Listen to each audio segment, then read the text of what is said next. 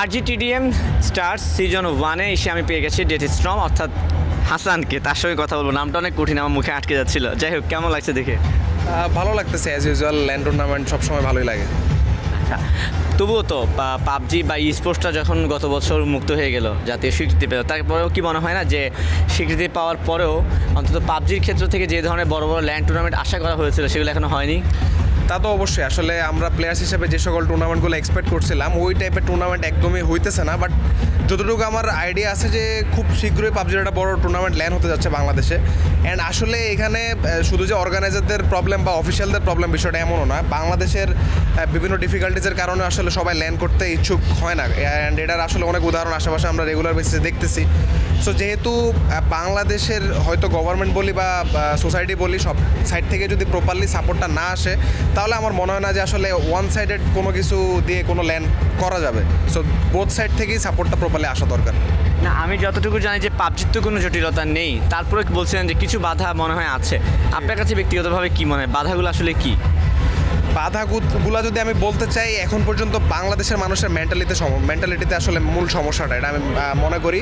কারণ এখন পর্যন্ত মানুষ আসলে আধুনিকতার সাথে সব দিক দিয়ে প্রপারলি তাল মিলাইতে পারে নাই। লাইক হয়তো মানে যদি একটু ভাঙে বলি, ফ্যাশন সেন্স দিয়ে আসলে বাঙালি অনেক আগায় গেছে, কিন্তু তার পাশাপাশি যে স্পোর্টসের সেগমেন্টগুলো আছে, তার পাশাপাশি যে অনলাইন সেক্টরের যে একটা চেঞ্জেস আসছে, ওই জিনিসটার সাথে মানুষ এখনও পরিচিত হতে পারে নাই। সো আমি মনে করি এটাই সবচেয়ে বড় ডিফিকাল্টিস।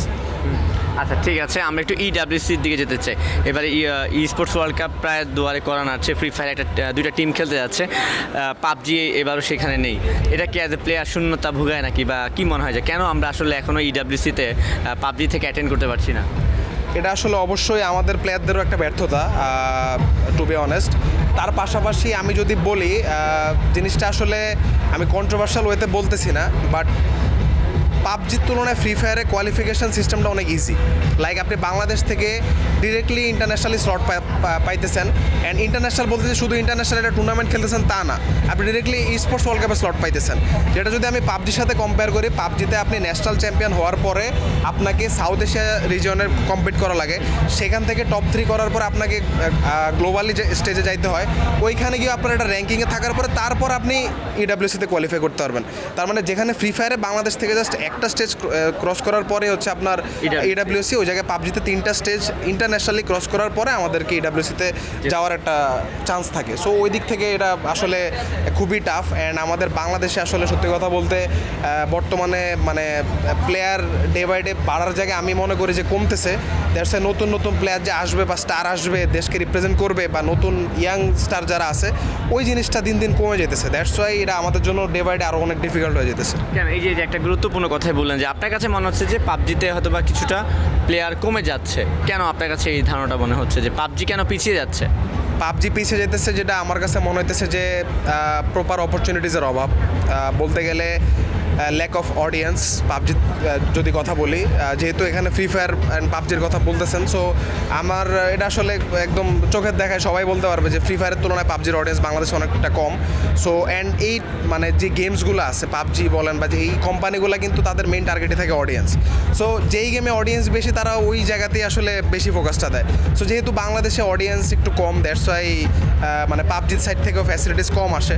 অ্যান্ড যেহেতু আমরা আসলে আমাদের দেশের মধ্যেও এই স্পোর্টসটাকে যেহেতু ওইরকমভাবে ভ্যালু দেওয়া হইতেছে না, আমি একটু একটা কথা অ্যাড করে জায়গায়, যেমন এবার হচ্ছে আপনার এশিয়ান গেমসে কিন্তু বাংলাদেশে কোনো স্লট নাই পাবজি মোবাইলে। ফ্রি ফায়ার আছে কিনা আমি জানি না, মনে হয় না আছে। আমি ঠিক জানি না। হ্যাঁ, তো পাবজিতে আমাদের আশেপাশে নেপাল, শ্রীলঙ্কা, সব দেশের, এমনকি এমন কিছু দেশ আমি দেখছি যে দেশের নামও আমি জানি না, ওই তারা হচ্ছে এশিয়ান গেমসে স্লট পাইতেছে, যে জায়গায় আমরা বাংলাদেশ থেকে এশিয়ান গেমসে একটা স্লট নিয়ে দিতে পারতেছি না বাংলাদেশের জন্য। সো ওই প্ল্যাটফর্মে কীভাবে প্লেয়ার আপনি বাড়াবেন? সবাই তো শুধু ফেম বা টাকার জন্য খেলতে আসে না, সবার একটা এইম থাকে, একটা প্যাশন থাকে যে আমি গেম দিয়ে ভালো কিছু করবো, বা আমি একটা ইন্টারন্যাশনাল স্টেজে যাই বাংলাদেশকে রিপ্রেজেন্ট করবো। আপনি যদি রিপ্রেজেন্ট করার ওয়েই আনলক করতে না পারি আমরা, তাহলে প্লেয়ার কীভাবে আসবে?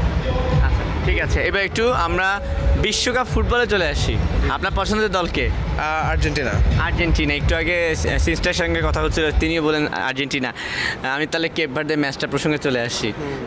শ্বাসরুদ্ধ করে একটা ম্যাচ ছিল। আপনার ব্যক্তিগত অভিজ্ঞতা জানতে চাই, কতক্ষণ টিকে ছিলেন?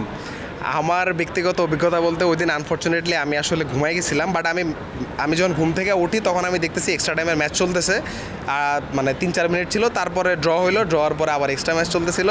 তো আমি আসলে একদমই থিঙ্ক করি না যে এরকম একটা ইন্টেন্স ম্যাচ হবে। এটা আমি ভাবছিলাম যে ওই বজিনা আছে গোল কি হয়তো 2-4টা বল ঠেকাইবো, বাট আলটিমেটলি আর্জেন্টিনা জিতে যাবো। বাট তারপরে দেখলাম যে আসলে ম্যাচটা অনেক ইন্টেন্স হয়েছে। সো খুব মানে একদম ওই 22-এর ফিল্ডটা পাইছি আর কি বলতে গেলে।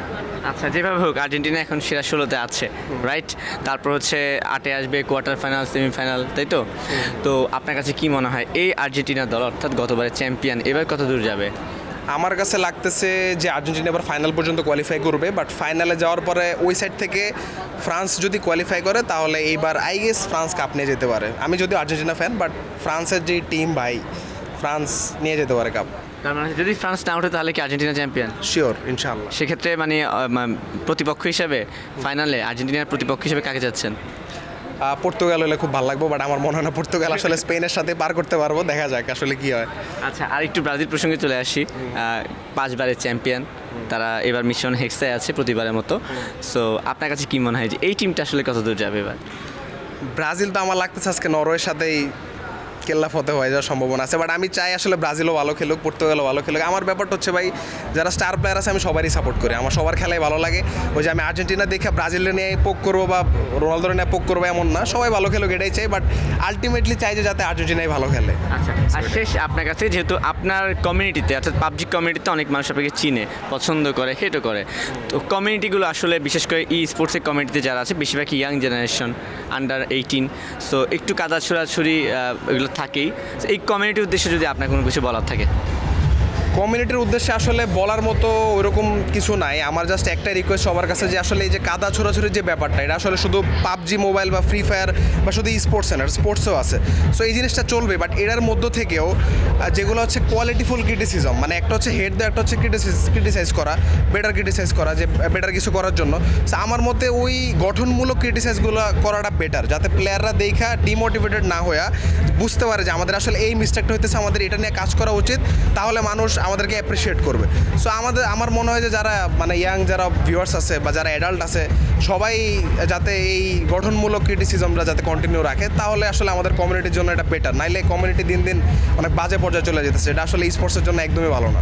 ঠিক আছে, আপনাকে অসংখ্য ধন্যবাদ, অনেক কথা বললাম। আপনাকে অসংখ্য ধন্যবাদ, আল্লাহ হাফিজ।